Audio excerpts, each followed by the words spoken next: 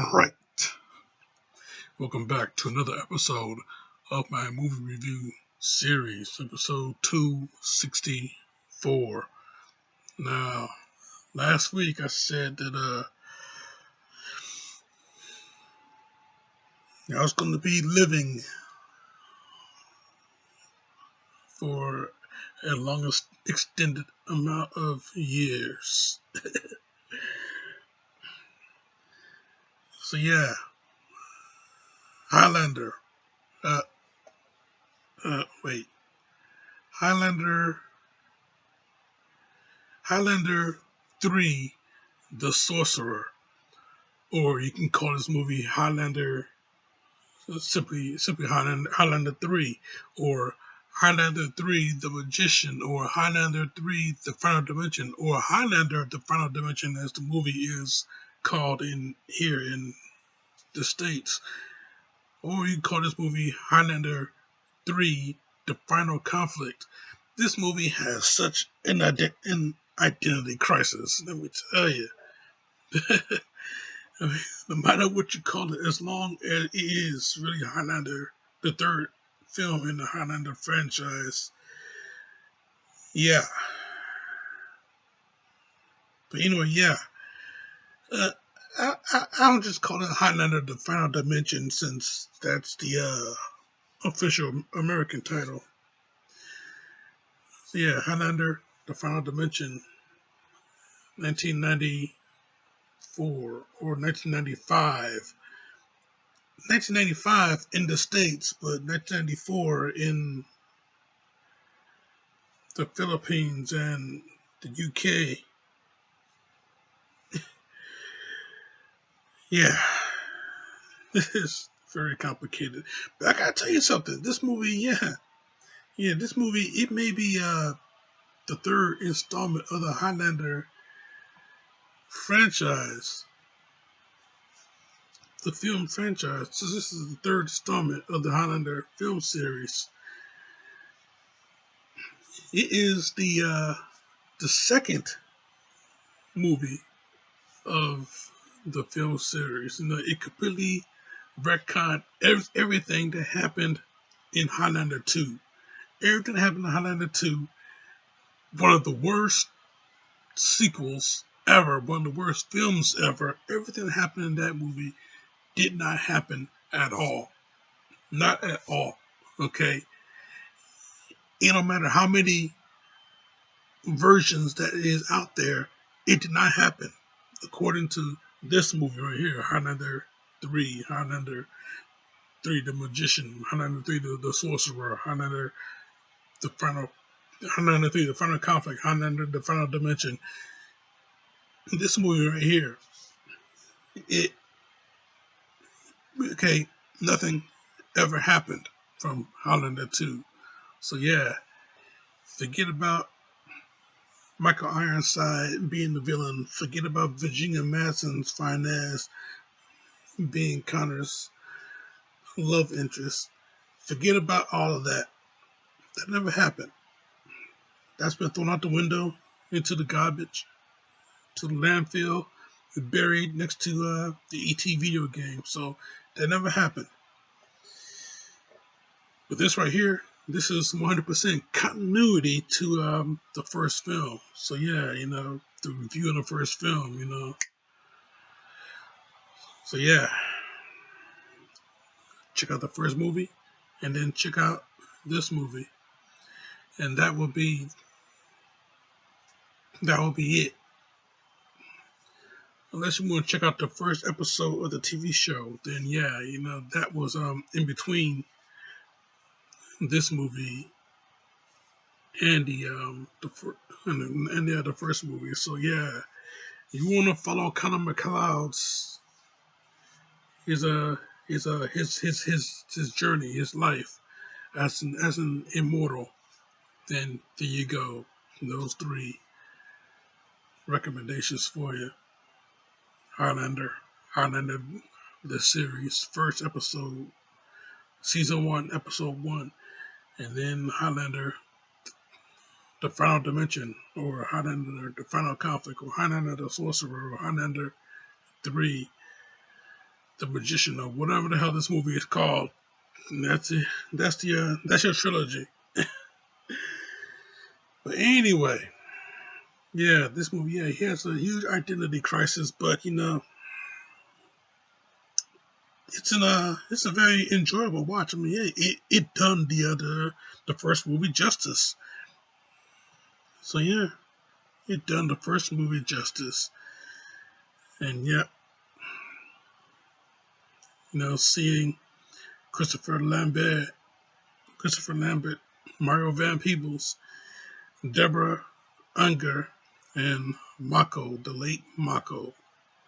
Seeing these cats do their thing in this movie, man, Mako, just hearing him talk, man, I can just listen to him tell stories for the rest of my life, because hearing them talk, man, you feel like that you get to learn, you get to really learn something.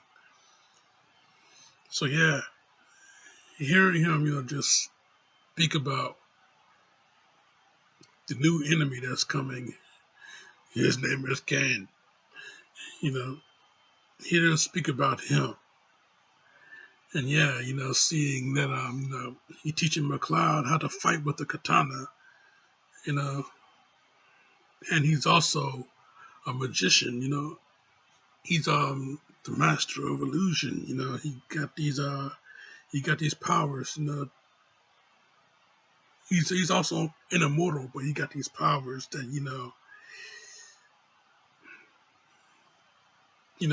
whatever you think you see, you're not really seeing. Yeah, the master of illusion. But yeah, Kane, he tracks him down. They fight. Kane takes um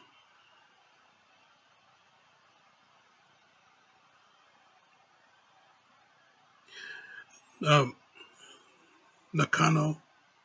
He takes Nakano's head, gains his strength, his power through the quickening, and then he gets his other power of illusion, which works very well for him throughout the movie. I mean, that is one part when Kane arrives in New York and he uh, he gets stopped by these guys working the corner. The card game.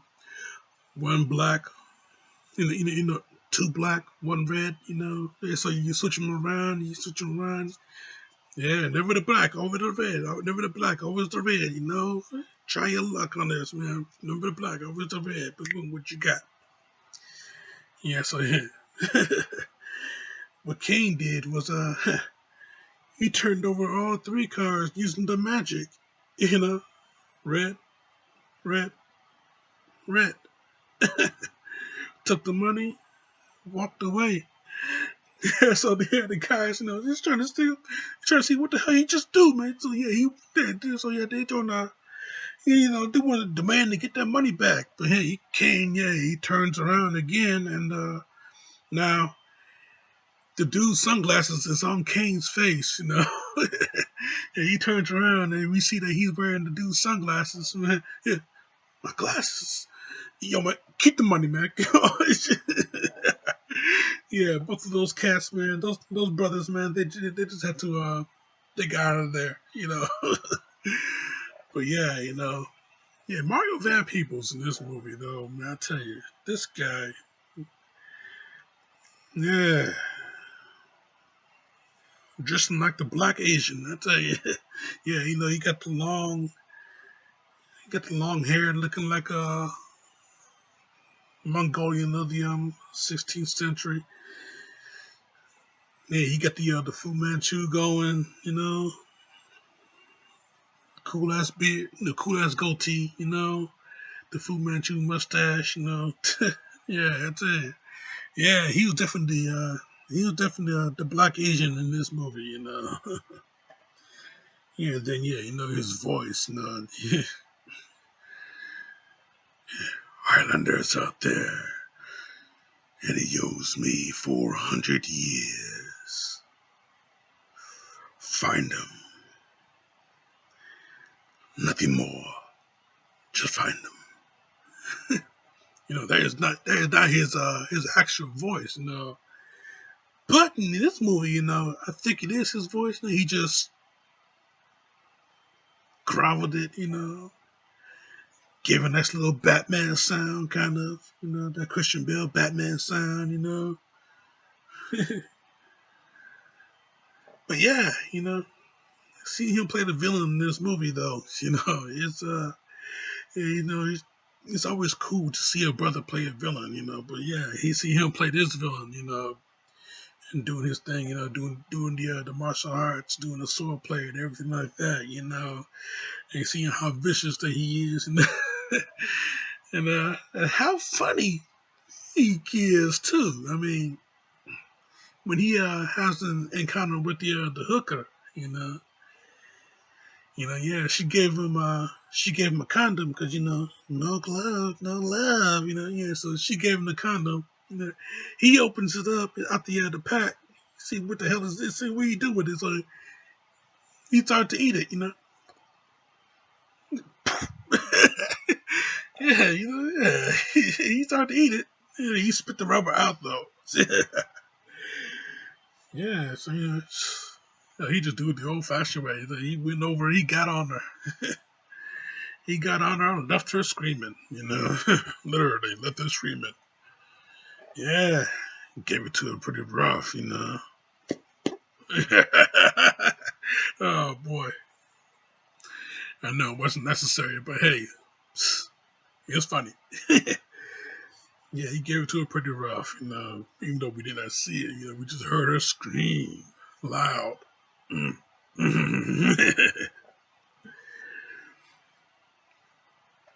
But yeah, that's the character of Cain. He's one vicious son of a bitch, one evil son of a bitch. But yeah, the first fight between he and McLeod, broke the rules and fought on holy ground. Even though McLeod he warned him, but yeah, they fought on holy ground. McLeod lost his sword in the battle, but the windows started to break and everything. Hell, you fought on holy ground. You broke the rules. No immortal, good or bad, fight on the holy ground. That is the main rule that all immortals must follow. But Cain, he did not follow it. So yeah, Yeah, so after 400 years, patience is a virtue. So yeah,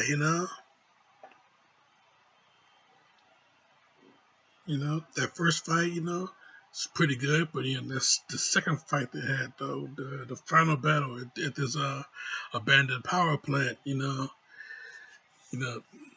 fighting, fighting fiercely, fighting ferociously.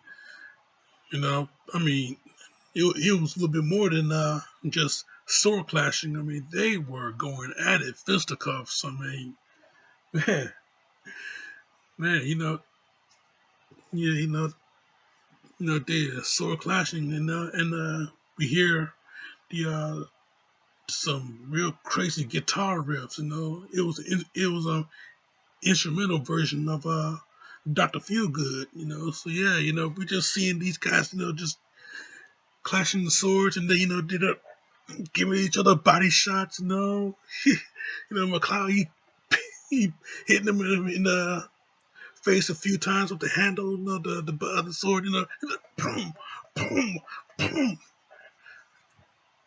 jamming his head against the railing.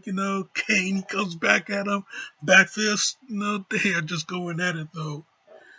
Yeah, clashing. Boom, boom. I mean, yeah, body shots, everything, They were just going at it. I mean, it was a fight. It was a real fight between these cats. So, yeah, it wasn't just swordplay with this. But hey, it was swordplay that ended the fight. Because, only way to kill an immortal is you take his head. And yeah, McLeod took his head. There can be only one I guess that's like the code word because in the TV show they didn't say it all the time. You heard it a few times, but they didn't say it all the time. After after Duncan MacLeod took an Immortal's head, he didn't say it all the time in the TV show. But with the movie, after an Immortal, whether it's Kane or MacLeod or anybody else in these movies, it was like mandatory to say it before the quickening happens. So yeah, there can be only one, and then you know, yeah, it's like the code word, the password, punch in the code word, and you get your acceptance to the next level, the next level of power. So yeah. So yeah, there can be only one, and then you take in the quickening, But yeah, I tell you, yeah, this movie, yeah, I think, this movie is pretty much a director's cut too, which is a lot better. This movie did a director's cut of Highlander 3, the Sorcerer, Highlander 3, the Magician, Highlander 3, uh, the Final Dimension, Highlander, the Final Dimension, which this movie is called, um, Highlander 3, the Final Conflict, Highlander 3, period. Whatever this movie is called, just huge identity crisis that this movie has, you know.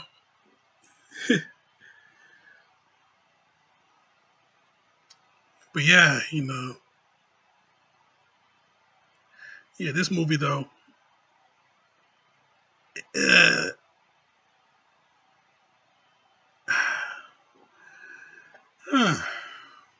what do I give it?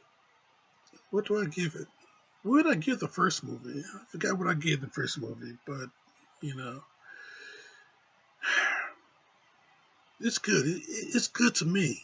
If you're a Highlander fan, then you would appreciate this movie a hell of a lot better after seeing the second movie. You know, due to continuity. The first movie and then this movie right here. 100% linked. So yeah, hmm, uh, you know, I just give it a good 4 out of 5, a good solid 4 out of 5. It's not a perfect movie. So I'm not gonna give it a 5 out of 5. It's not a perfect movie. Queen was never used. None of that music was ever used in this movie, which is okay because we got the first movie for that. So first movie for that, and then you got the TV show on top of that. As the opening credits and the closing credits, you hear Princess of the Universe. So it doesn't really matter whether they use Queen or not in this movie because it's still satisfying. This movie is still satisfying. I mean, hell, they use a badass guitar riff of Dr. Feelgood for this movie, and the final fight scene. The way they were going at it.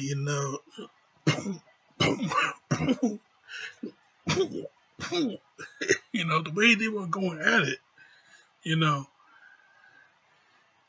It really fits. It fits like hell. So yeah, you know, Highlander 3, Highlander, the final conflict, Highlander,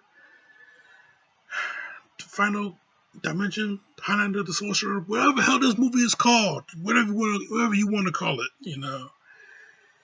you search for it. It's going to end up to be the same exact movie that you'll see Christopher Lambert taking on Mario Van Peebles in an abandoned power plant, and they are just going at it, you know, They just going at it in the final fight. And yeah, the final fight is the payoff of this movie, you know. So yeah, this movie, yeah, is definitely a 4 out of 5. It is a solid 4 out of 5. It is satisfying for any Highlander fan out there. Yeah, that's my review, Jack, and I'm sticking to it. Now, next week. Next week is this is pre-recorded, so I have no idea what I'm gonna do next week. So, yep, next week we'll find out what happens next week.